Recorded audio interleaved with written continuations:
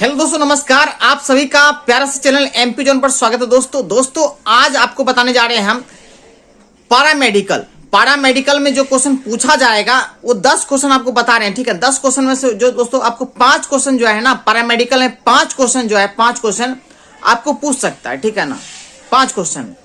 और दोस्तों यदि आप क्या कहते हैं एयरफोर्स का या नेवी का तैयारी कर रहे हैं या एनडीए का तैयारी कर रहे हैं, ठीक है ना, तो उसके लिए भी इंपॉर्टेंट क्वेश्चन है। ठीक है ना, ऐसा नहीं कि इंपॉर्टेंट क्वेश्चन नहीं है, इंपॉर्टेंट क्वेश्चन है, क्योंकि सबका कंसेप्ट एक ही रहता है। ठीक है ना, तो कहने का मतलब ये नहीं है कि जो पैरामेडिकल में पूछ रहा है वो पैरामेडिकल में ही पूछेगा, ऐसा नहीं है। वो एनडीए में पूछ सकता है, वो एयरफोर्स में भी पूछ सकता है। आप हमेशा ध्यान रखिए। ठीक है ना, तो यही कहेंगे दोस्तों कि सारा क्वेश्चन 10 क्वेश्चन आप देख लीजिएगा, 10, 5 और 5, 10 क्वेश्चन आपको देखना है। ठीक है ना, 100% मैं आपको कहता हूं, विश्वास दिलाता हूं कि 100% मैं आपको समझा दूंगा।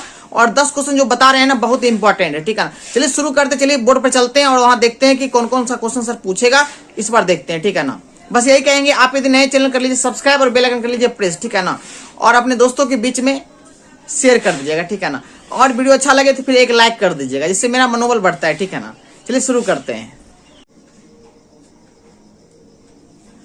तो दोस्तों क्वेश्चन नंबर हम 1 देखते हैं। 1 नंबर क्या है दोस्तों, अच्छे से समझेंगे। फिजिक्स का क्वेश्चन दोस्तों न्यूमेरिकल है। ठीक है ना, इसको समझेंगे। ठीक है ना, ये आपको न्यूमेरिकल दिया गया है और ये 11th का न्यूमेरिकल है दोस्तों। ठीक है, 11th में आपने यदि अच्छे से पढ़ा होगा 11th को, तो अच्छे से आप बनाइएगा। ठीक है ना, तो आपको मैंने बोला था क्या कि एयरफोर्स, पैरामेडिकल, एनडीए, कुछ में भी ये पूछ सकता है क्वेश्चन, नो प्रॉब्लम। ठीक है ना, क्वेश्चन नंबर 1 देखेंगे। कहता है क्या कि 2 kg का कण 5 मीटर पर सेकेंड की चाल से 10 मीटर त्रिज्या के वृत्तीय पथ पर गति कर रहा है। ठीक है ना, सबसे पहले है 2 kg का एक कण है। ठीक है ना, सबसे पहले आप मानिए क्या 2 kg का एक क्या है, कण है, वो वृत्तीय मार्ग पर क्या हो रहा है, गति कर रहा है। ठीक है ना, 2 kg का एक कण है जो वृत्तीय मार्ग पर क्या हो रहा है, गति कर रहा है। कहने का मतलब मास कितना, द्रव्यमान कितना दिया गया है, कण कितना भारी है, 2 kg है, 2 किलो का भारी है कण। ठीक है ना, और किस वेग से गति कर रहा है ये देखिए आप, v बराबर क्या दिया गया, 5 मीटर पर सेकेंड।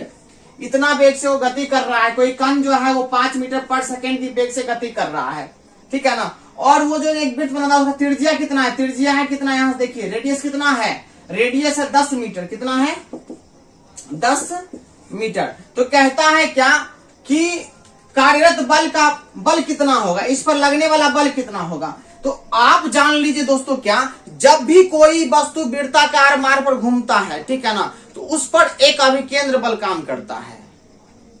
क्या काम करता है, अभिकेंद्र बल।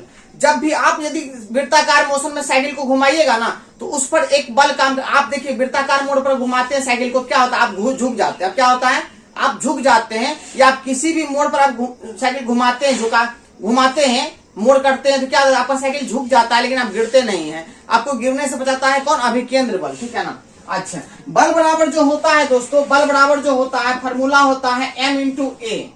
ठीक है ना, m होता है द्रव्यमान, a होता है दोस्तों त्वरण। लेकिन यहाँ पर देखिए जरा सा, वृत्ताकार मार्ग पर घूम रहा है, तो यहाँ पर कौन सा बल आएगा, अभिकेंद्र बल आएगा। ठीक है, क्या आएगा, अभिकेंद्र बल। क्यों आएगा अभिकेंद्र बल, क्योंकि यहाँ पर वृत्ताकार मार्ग पर घूम रहा है। ठीक है ना, अभिकेंद्र बल बराबर हो जाएगा क्या, द्रव्यमान गुना ये a को बोलते हैं एक्सीलरेशन, त्वरण। लेकिन यहाँ वृत्ताकार मार्ग पर घूम रहा है, तो यहाँ पर हो जाएगा क्या, आपको ये हो जाएगा वृत्ताकार मार्ग पर घूम रहा है, इसका मतलब हो जाएगा क्या, अभिकेंद्र त्वरण हो जाएगा। क्या हो जाएगा, अभिकेंद्र त्वरण हो जाएगा। ठीक है दोस्तों, अभिकेंद्र त्वरण बराबर होता है, फॉर्मूला v²/r होता है। क्या होता है, v²/r। तो बल बराबर देखिए क्या आएगा, फॉर्मूला एक आ गया m, और ये अभिकेंद्र त्वरण क्या लिख सकते हैं, v²/r लिख सकते हैं। ठीक है ना, अब देखिए जरा सा, तो फॉर्मूला होता है बराबर mv²/r। तो m कितना, तो 2, v कितना, तो 5, तो 5 यहाँ देखिए v का मान पर 5, तो v का मान रखे यहाँ पर क्या, 5 का स्क्वायर हो गया। अब बटे r कितना है, 10 है। ठीक, कितना आया, 2, अब 25, अब बटे 10, 25 दूनी 50 और 10, देखिए काटी, कितने बार में काटा, 5 बार में, मतलब कितना आया आंसर, 5 न्यूटन। तो बताइए कौन सा होगा आंसर, 5 न्यूटन। अच्छा, इसकी चाल 3 मीटर पर सेकेंड स्क्वायर की दर से बढ़ रहा है। इसकी चाल जो है 3 मीटर पर सेकेंड स्क्वायर से बढ़ रहा है। ठीक है ना, तो 3 मीटर पर सेकेंड स्क्वायर से बढ़ रहा है, ये चाल थोड़ी दिया गया, ये तो ऐसे दे दिया, वो फंसाने के लिए दे दिया। क्योंकि चाल देता, जब भी देता तो 3 मीटर पर सेकेंड देता, स्क्वायर थोड़ी देता वो। त्वरण दे सकता है, लेकिन वो स्क्वायर जो 3 मीटर पर सेकंड, इसकी चाल जो है इतना देर से बढ़ रहा है, ठीक है ना। कहने का मतलब है ये कि ये आपको जो है ना, ये जो चाल ये देता था मीटर पर सेकंड था, ठीक है ना, स्क्वायर नहीं देता, ठीक है ना। और ये आपका रेखीय चाल हो गया, ठीक है ना। तो रेखीय चाल तो यहाँ पर क्या है, हमको तो यहाँ लेना वृत्तीय चाल लेना है ना आपको, तो इससे कोई मतलब हमको नहीं है। तो इसका मतलब हो गया आपका आंसर हो गया 5 न्यूटन हो गया दोस्तों, ठीक है ना। अब हम लोग देखते हैं नेक्स्ट क्वेश्चन की ओर चलते हैं, ठीक है ना। ये बात पूछे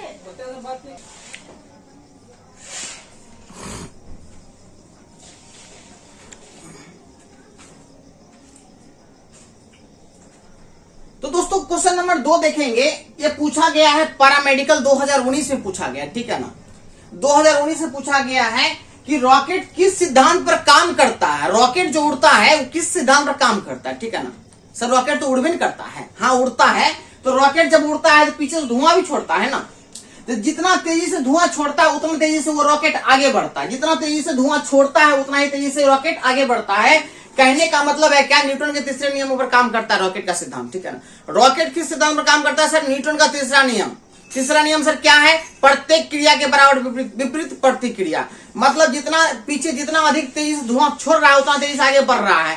प्रत्येक क्रिया के विपरीत प्रतिक्रिया होता है। क्रिया कर रहा है, धुआं छोड़ रहा है, उतना ही क्या और आगे बढ़ रहा है रॉकेट, ठीक है ना। यहाँ पर होगा क्या, पहला का आंसर होगा क्या, न्यूटन का तीसरा नियम। न्यूटन का तीसरा नियम होता है, ठीक है। न्यूटन का तीसरा नियम हमेशा याद रखिएगा, न्यूटन का तीसरा नियम, न्यूटन का तीसरा नियम।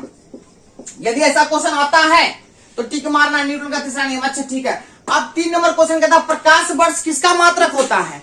प्रकाश वर्ष किसका मात्रक होता है, प्रकाश वर्ष दूरी का मात्रक होता है।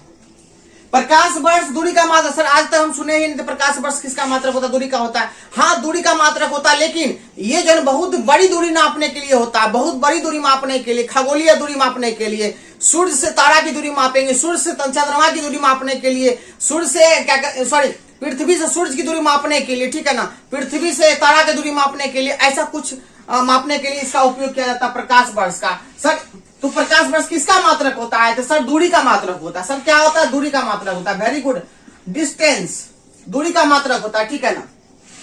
सर 1 लाइट ईयर बराबर कितना होता है, 1 लाइट ईयर बराबर होता है दोस्तों 9.46 इंटू 10⁻15 मीटर होता है, ठीक है। इसको किलोमीटर में दिया बदलिएगा 9.46 मीटर बराबर क्या हो जाएगा 12 किलोमीटर हो जाएगा, ठीक है। यदि मीटर में पूछता है तो ये बोलिएगा, यदि किलोमीटर में पूछेगा तो ये बोलिएगा, ठीक है ना। बात समझ में आ रहा है जी। चलिए कोई बात नहीं, अब आइए यहाँ पे जरा सा 4 नंबर क्वेश्चन पूछा गया, ये भी 2019 में पूछा गया था। प्रकाश वर्ष किसका मात्रक होता है, सर दूरी का मात्रक होता है। अब 4 नंबर क्वेश्चन पूछा गया है, ध्वनि नहीं गुजर सकता किससे। ध्वनि जो भी हम बोल रहे हैं, आवाज, मेरा आवाज किससे नहीं गुजरेगा, मेरा आवाज किससे नहीं गुजरेगा, तो मेरा आवाज जो है ना सब जगह से गुजरेगा, सब माध्यम से होकर गुजरता है, ठीक है ना। अभी हम बोल रहे हैं तो वायु में से जा रहा है आवाज, आप तक पहुंच रहा है, ठीक है ना। तो सिर्फ ध्वनि जो है निर्वात में नहीं गुजर सकता है। निर्वात जहां हवा नहीं होता है वहां बोलिए, खूब जोर जोर से बोलिएगा, चिल्ला चिल्ला के बोलिएगा एकदम, तैयो सुनाई नहीं देगा किसी को, ठीक है ना। पास बगल में रहेगा, कोई बगल में रहेगा, ठीक है ना। निर्वात में खड़े हैं और खूब जोर से बोल रहे हैं कि उसको कुछ बोल रहे हैं खूब जोर से, वो कुछ सुने नहीं रहा है, ठीक है ना। इसका मतलब है निर्वात में ध्वनि जो है नहीं गुजर सकता है, निर्वात में आपकी आवाज को सुना नहीं जा सकता है। कहने का मतलब इसका आंसर हो जाएगा निर्वात। निर्वात मतलब वैक्यूम, वैक्यूम राइट आंसर।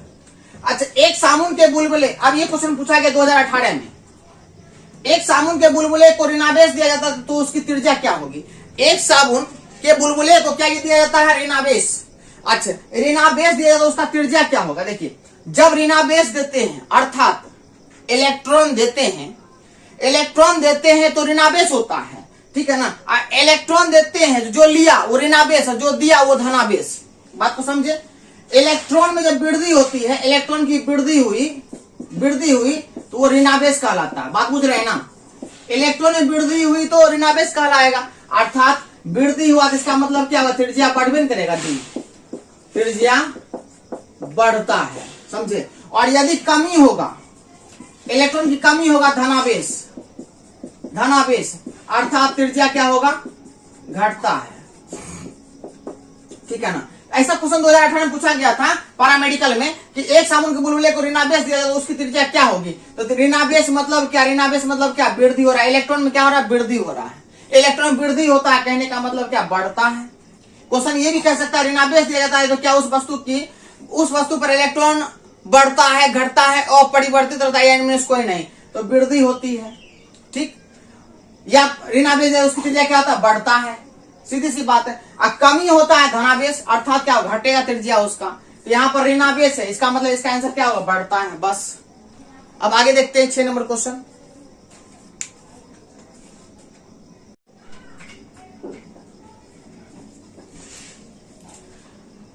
तो दोस्तों क्वेश्चन नंबर 6 नंबर देखेंगे अब, ठीक है ना। 6 नंबर देखेंगे, थोड़ा सा क्या करते हैं, जैकेट पहन लिए, ठंडा लग रहा था, ठीक है ना, तो इसलिए जैकेट पहन लिए, ठीक है ना, हीरो बनने का नहीं, ठीक है। अब देखिए 6 नंबर क्वेश्चन कहता है निम्न में से किस धातु का गलनांक सबसे कम होता है। 2019 में पूछा गया। आप हमको बताइए जरा सा, यहाँ पर दिया गया ऑप्शन सोना, चांदी, पारा, तांबा। तो कहने का मतलब है कि किस धातु का गलनांक, गलनांक समझ रहे, मेल्टिंग पॉइंट, कि सबसे पहले कौन गल जाएगा, कौन पिघल जाएगा, ठीक है ना। तो कहने का मतलब क्या, सोना पिघल जाएगा तुरंत, ऐसा नहीं है। चांदी तुरंत पिघल जाएगा, ऐसा नहीं है। तांबा तुरंत पिघल, तांबा का तार आता है ना, क्या आपके घर में तांबा का तार लगा रहता है जो बिजली वाला, क्या तुरंत पिघल जाता है, ऐसा नहीं है। पारा जो है सबसे पहले पिघलेगा, ठीक है ना, पहले पारा पिघलेगा, उसके बाद चांदी पिघलेगा, तब तांबा पिघलेगा और तब सोना पिघलेगा। कहने का मतलब सबसे ज्यादा इसका गलनांक होता है सोना का, और सबसे कम किसका होगा, पारा का। पारा इज राइट आंसर। सबसे कम बोलेगा तो पारा, सबसे ज्यादा बोलेगा तो सोना। सोना रे सोना, मेरा सोना रे सोना। देखो ये 2019 से पूछा गया था, ठीक है।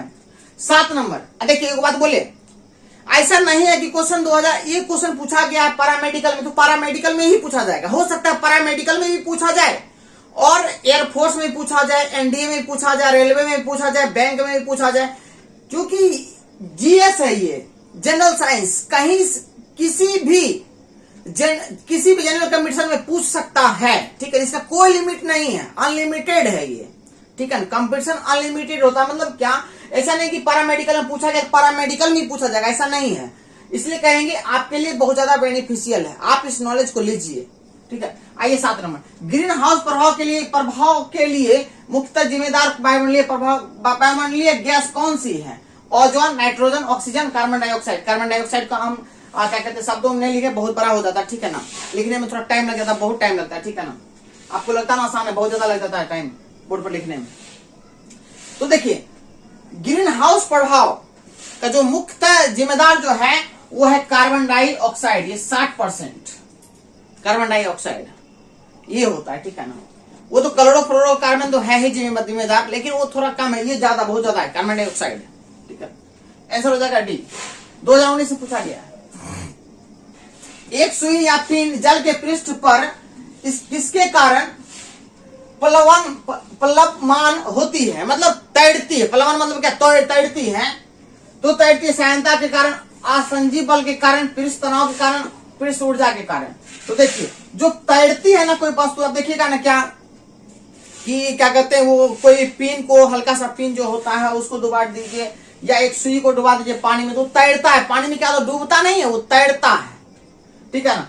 तो तैरता है, पृष्ठ तनाव के कारण तैरता है, ठीक है, पृष्ठ तनाव के कारण। हाइड्रोजन बम किस सिद्धांत पर काम करता है। इसका देखिए बहुत बड़ा हो जाता है, इसका क्या कहते हैं, वो 4 ऑप्शन हो जाता है, इसलिए मैंने लिखा नहीं, आपको समझा देता हूं मैं, ठीक है ना। ये क्वेश्चन पूछा गया था 2019 में, ठीक है। हाइड्रोजन बम किस सिद्धांत पर काम करता है। ऐसा नहीं कि आपको, ये सभी जनरल कंपटीशन वालों के लिए, ठीक है, सभी जनरल कंपटीशन वालों के लिए, ठीक है ना। हाइड्रोजन बम किस सिद्धांत पर काम करता है। हाइड्रोजन बम जो है वो काम करता है नाभिकीय संलयन। संलयन मतलब होता है जुड़ना, अब विखंडन मतलब होता है टूटना। तो परमाणु बम में नाभिकीय विखंडन होता है, और क्या कहते हैं, हाइड्रोजन बम में नाभिकीय संलयन होता है, जुड़ता है, ठीक है ना। तो ये हाइड्रोजन बम जो है ना, नाभिकीय संलयन के सिद्धांत पर काम करता है।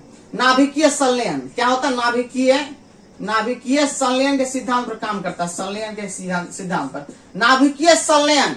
और इसमें आप एक दे देगा क्या, नियंत्रित या अनियंत्रित। तो कहने का मतलब अनियंत्रित आपको मारना है क्या, टिक, अनियंत्रित मारना। अनियंत्रित नाभिकीय संलयन के सिद्धांत पर काम करता है, ठीक है। अब आता है कोयले से वाणिज्यिक रूप से पैदा होने वाली ऊर्जा को कहते हैं क्या? देखिए, प्रकाश ऊर्जा, प्रकाश से जो उत्पन्न होता है ऊर्जा उसको प्रकाश ऊर्जा कहते हैं। गति के कारण जो उत्पन्न होता है ऊर्जा उसको गति ऊर्जा कहते हैं। और ताप के कारण जो ऊर्जा उत्पन्न होता है उसको ताप ऊर्जा कहते हैं। और किसी वस्तु की किसी भी स्थिति के कारण जो ऊर्जा उत्पन्न होता है उसको स्थिति ऊर्जा कहते हैं। तो वाणिज्यिक रूप से जो पैदा होता है वो ताप होता है, ठीक है ना।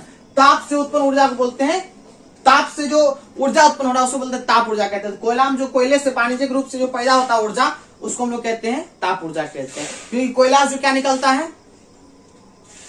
हीट, टेम्परेचर बहुत ज्यादा होता है, ठीक है ना। तो ताप ऊर्जा, ठीक है ना। कोयला, ये आपको 10 क्वेश्चन आपको बताएं दोस्तों, 10 क्वेश्चन, ठीक है ना। तो आप कर लीजिएगा अच्छे से, ठीक है ना। चलिए फिर मिलते हैं नेक्स्ट वीडियो में, ठीक है।